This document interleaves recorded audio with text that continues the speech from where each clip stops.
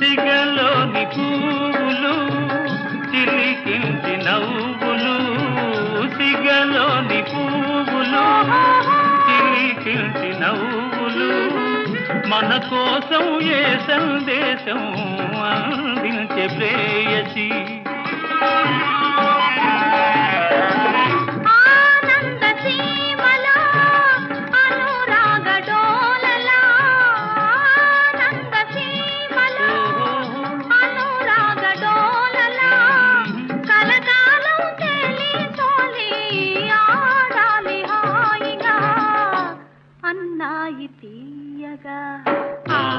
మబ్బు చెరలే తొలగి ఆడింది చందమామ, ప్రేమికుల హృదయం తెలిసి పాడింది చందమామ, పాడింది చందమామ.